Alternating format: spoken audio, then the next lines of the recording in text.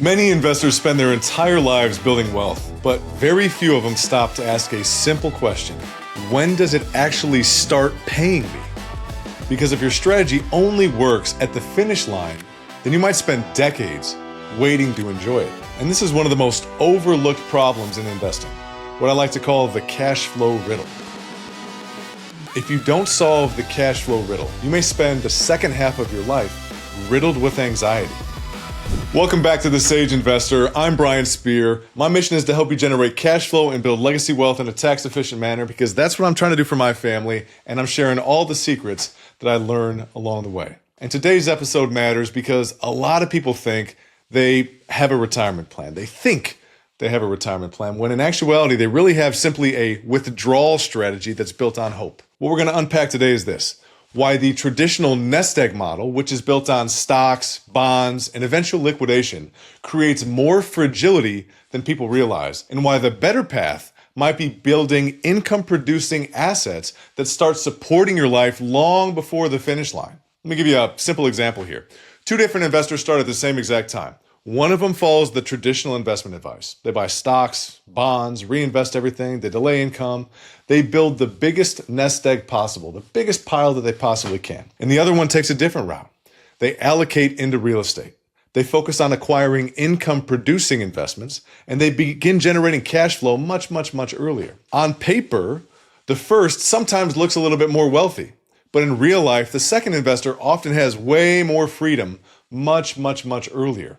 And that gap between what something is worth and what it actually does for your life, that's what this entire conversation is all about. The mistake most investors don't even realize they're making is that they have misplaced focus. They're following a system that's trying to maximize net worth on paper. That's all they're focusing on, not freedom in real life. Traditional investment advice says accumulate, delay gratification, sell later, hope the math works out. But here's the problem. Net worth tells you what you have, but cash flow determines how you can actually live. If your investments do not produce cash flow, if they do not produce income, then your lifestyle is still dependent on something else. It's either your labor, your time, where you're sitting in, a rat on a wheel, right? Your actual butt in the chair, actually doing things actively, or your ability to time the market perfectly. Hopefully the stocks are high when you ultimately have to sell, or your ability to slowly sell off your life's work. If your investments don't produce income, then your lifestyle is still dependent on something else. It's on your time, your physical labor, or your ability to slowly sell off your life's work. That is the nest egg business model. It's work really hard. Go get a degree, go get a college degree, go get an advanced degree. Work 10, 20, 30, 40 years, 50 years. Fingers to the bone, tons of hours, late nights, hard work. Build a big nest egg, and then start living off that money. And the truth is, you hope you die before you run out of money. That is a very difficult business model from my perspective. That is the hidden truth behind the nest egg. It is not a freedom strategy. It is a liquidation strategy. If your income stopped today, how long would your investments continue to carry you? Not on paper, but in real life. So when you step back, there's really two different paths that you have. You have the nest egg strategy, and you have the golden goose strategy. The nest egg strategy is you build as much as you possibly can. You own stocks, bonds, paper assets, you delay income, you eventually begin drawing down the whole thing later, typically following the 4% rule. And that's the model that most people are taught. That's traditional investment advice, financial advisors. But underneath it, you're dependent on selling the assets to survive. Now let's take a look at the golden goose strategy. Instead of just building wealth, you're buying income-producing assets, and you're building a portfolio of income-producing assets, real estate, cash-flowing investments, assets that can generate income regardless of whether you decide to sell them this year, next year, or ever. You're not just building a pile, you're building a machine. One of them asks, how big does this pile need to get? And the other one asks, when does this system begin to support my lifestyle? But here's where it gets even more interesting. Even inside of alternative investments, right? Decide you move away from traditional and you move over to the alternative investment space. A lot of people still miss this idea because they drift into short-term thinking. They move into the fix and flip mindset. Buy, improve, sell, chase appreciation, right? Stack as many chips as you possibly can. Move on to the next deal, chasing deal after deal after deal. Can that build net worth? Of course. But it still does not permanently solve your problem because you're still dependent on the next deal. You're dependent on the next sale, the next exit, the next windfall. And that is not true golden goose. That is just a more active version of the nest egg strategy. You're still trying to build a bigger pile. You're still relying on transactions. You're still dependent on converting assets into cash rather than owning assets that keep producing cash over time. The only way to truly solve the cash flow riddle is to buy income producing assets and hold on to them forever. Let them produce. Let them compound. Let them breathe. Because the goal is not to constantly harvest chunks of principal. The goal is to own assets that feed your lifestyle without being destroyed in the process. You know, the idea and the concept of building a nest egg, it does not feel like a problem very early on in your life. You know, early on in your life, everything looks good. You're in your 20s, you're in your 30s, the balances are going up. You're investing in stocks and bonds. The markets are cooperating. Even if they're going down, you know over a long time, they're probably going to work out pretty well. You're working, you're saving, you're accumulating. And because the statement balance is rising, you assume that the plan is sound. Then you get into kind of middle life. Life gets a little bit more complicated. Family shows up, got more responsibility. Parents are aging, got children, got health, got time is starting to become much more of a realistic issue for you. You start valuing freedom more than you value accumulation. You start to realize time is way more important than money. And you want more control over your calendar. You want more margin in your life. You want more ability to say no, more ability to spend the days the way that you actually want to. But your strategy of the nest egg is built for someday far, far away. So even if your net worth is growing, your life still may feel strangely dependent. And yes, you're wealthier on paper, but you're not necessarily more free in practice. Moving on to later in life, how does that feel, right? Eventually, that emotional cost begins to set in. Now the question is no longer, how much do I have, right? What is my net worth? What is my nest egg? Now the question is that money actually going to last? And that changes everything. Because once you begin drawing down a nest egg, every single market drop feels personal. Every single withdrawal creates tension. Every extra year of life, which should feel like a blessing, starts to feel like a liability. You may become anxious, frustrated, scared to spend your money, scared to live too long, scared to become a burden to your family, scared that there might not be enough left for the people that you love the most. And those fears, they don't just affect your finances. They affect your peace. They affect your health. They affect the way that you age. And that's the part that most retirement conversations completely miss. They talk about drawdown rates, the 4% rule. They talk about averages. The stock market on average has done X, Y, Z over the past century, right? They talk about all these assumptions. But they do not talk about what it feels like to live inside of that uncertainty, that anxiety for 10 years, 15 years, 20 years, 30 years. If the plan that you're implementing requires you to spend down your life's work, hoping that the math holds, that's real pressure. That's a lot of pressure. Are you building something that actually pays you or something that you're eventually going to have to unwind in order to access it? As you get older, will your plan make you feel safer or make you feel more trapped? How do you actually solve this cash flow riddle? How do you actually generate cash flow that allows you to live life on your own terms? This is the way that I think about it. First, you need to know what your freedom number is. This is the point where your passive income from your investments exceeds your core monthly expenses. Your mortgage, your rent, your food, your utilities, your insurance, all your basic obligations. That is the first real milestone.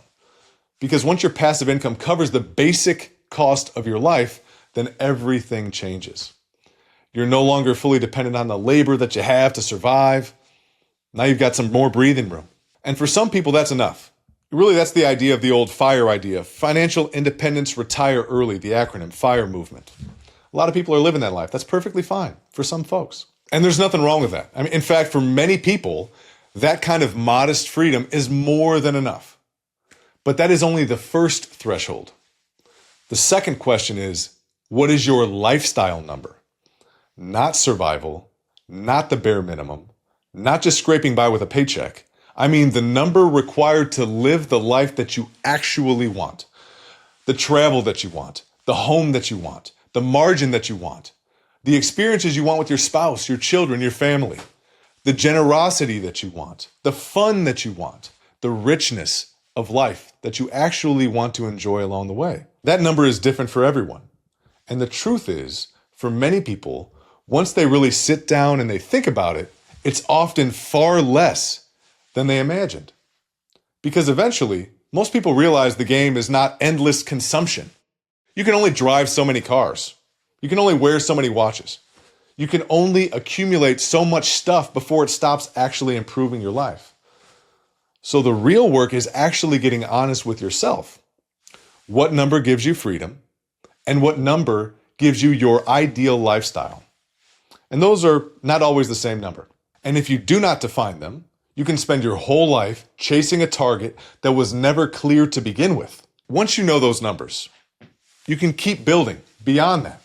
You continue to buy income-producing assets. You continue feeding the machine. You continue buying more golden geese. Because the goal is not just to stop working as soon as you possibly can for many folks. The goal is to build enough durable passive income that you can choose how you want to live today and how long you want to keep building. And then above that, there's one more bucket. It is the vault. This is the idea of legacy capital. This is where you separate lifestyle capital from bedrock capital. Lifestyle capital is what supports your life, your freedom, and your lifestyle expenses. Bedrock capital is what outlives you. It goes into the vault. It is the capital you do not need to consume. It is the capital that you protect. It is the capital you allow to remain invested in durable, productive assets for the long term.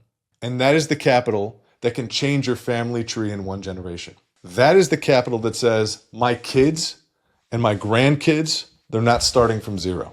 So that is how I think about solving the riddle. First, cover your expenses. Then define your ideal lifestyle. Then keep compounding beyond it. If you want to, build more optionality. And eventually build the vault. Because once your investments produce enough passive income to cover your life, you don't just have wealth. You have freedom.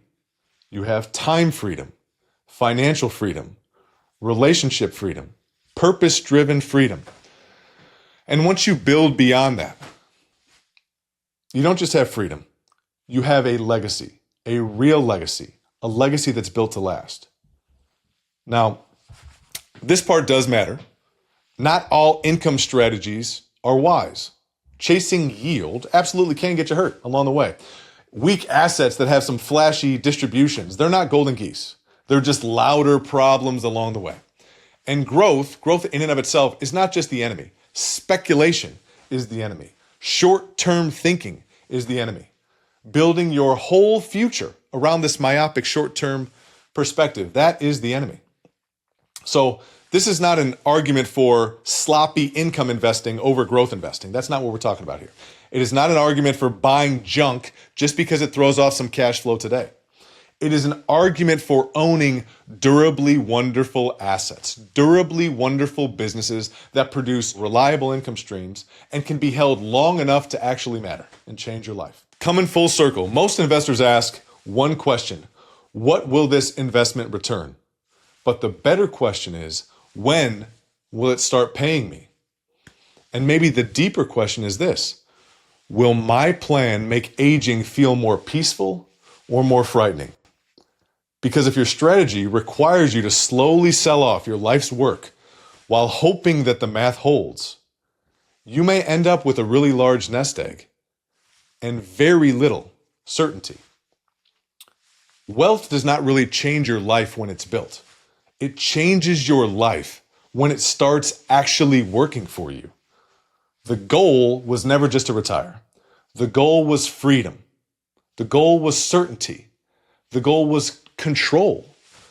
The goal was actually to make longevity a blessing. If the plan requires you to spend down your life's work while hoping that the math holds, that is not freedom. That is pressure. And that is not the kind of pressure that I want to apply to myself or my family along the way. I've seen multiple scenarios, peers of mine, extended family and the like, that have run into this unfortunate situation, right? I've got, extended family members that have run into significant health issues a little bit later in life. And I will say, fortunately, one of them specifically that ended up having a debilitating degenerative disease, ALS, had the luxury, after having built a substantial amount of wealth and turned it into some cash flow along the way, that he was able to get long-term care internally at his own house in such a way that he did not have to burden his children, his extended family, his siblings, or the like. He got to live the rest of his life out on his own personal terms. That is a much, much better solution than having massive amounts of anxiety along the way. It was very difficult, undoubtedly, but it was far superior. The last several years were far superior to what it otherwise would have been had he been in a more precarious financial situation. I've also seen folks where they have been in brutal spots financially, and peers of mine that are growing up early adolescence, starting to get into middle age, sandwiched between having to be the sole provider inside of the house, but also care for the children inside of the house, and also have the financial burden of caring for the parents along the way. And that is an extremely heavy burden. And I would never want to have to burden my family members in the same vein. So I'm going to work diligently to put in place a system that precludes that from occurring. By no means are we perfect, but the intent is to try to get out in front of these issues. Due to the fact that as we progress, the longevity of everybody's getting a little bit longer, right? We are all so fortunate to have beautiful advancements in healthcare, beautiful advancements. Every single century that goes by, it is just a wonderful time to be alive. Longevity continues to expand. The quality of life continues to expand, but you don't just want the longevity, right? It's not just your lifespan. It is your health span. How long are you going to be healthy and able to enjoy this along the way? And if you do not have your financial foundation and your affairs set up, the amount of stress and anxiety that crushes your soul in the last quarter of life really does adversely affect your psyche and really adversely affect the health along the way as well. So we would much prefer earlier upstream to put ourselves in a position where we have freedom, much more freedom, which derives exclusively from the cash flow of your investments. And it provides a lot of flexibility because it's not everybody's going to be way different, right? Your freedom number is different. Your lifestyle number is different. Your vault number is different, but you should choose that. You should spend time doing that, deciding for yourself what you want to do for you and your family, right? You have personal goals. Try to build that, construct that. It's not a hope and a wish and a prayer. It's something that you should be doing and going out and constructing, right? We don't do this based on luck. It's something that you can do yourself. You can flick, ding, materially change the trajectory of your family's future. Flick, ding, make a dent along the way, make an impact on your family tree. It's not something that's passive. It's something that's active that you have to proactively go do. So spend some time in quiet isolation. I would encourage you, if you have not done so, spend some time in quiet isolation. Think through. If you've not gone through your basic budget to understand what your freedom number actually is, what are your controllable expenses and your non-controllable expenses so that you know exactly how much passive income you need for your family along the way, please do so. I would encourage you to do so. I would also encourage you to spend a little bit of time with your spouse in quiet solitude, thinking about waving a magic wand. If we could wave a magic wand and have all the money in the world, right? What would our lifestyle number be? How much would we need on an annual basis to be able to live the life that we would want with our family? Is it 200,000, 300,000, 500,000? What is the amount of cash flow needed for us to go live the life that we would want with our family on our own terms? And that number will be different for everybody. But sitting down and contemplating that, then you have a target from which you can build. You can strive towards hitting that target. And once you've defined those numbers, what the freedom number is, what the lifestyle number is, then the sky is the limit from there. Because once you hit those things, you'll come to realize that compound interest is the eighth wonder of the world. And it is amazing to see what happens over long periods of time. Because once you've hit some of those numbers, the ability to materially change the family tree in one generation by getting more capital into that hypothetical vault where the capital is never to be touched and it is to be passed along to the next generation. And it is incumbent upon you as the patriarch or matriarch of the family to ensure that your next generation also then passes it along to their heirs along the way. And that's really how you can materially change the family tree in one generation. So as a call to action, I would say I would implore you to spend some time in quiet solitude with your spouse, contemplating what is your freedom number and what is your lifestyle number. And I will wish you all the success in the world in crystallizing that. And hopefully that adds a little bit of value for you and your life along the way. So with that, we'll get the heck out of here. But until next time, you be great.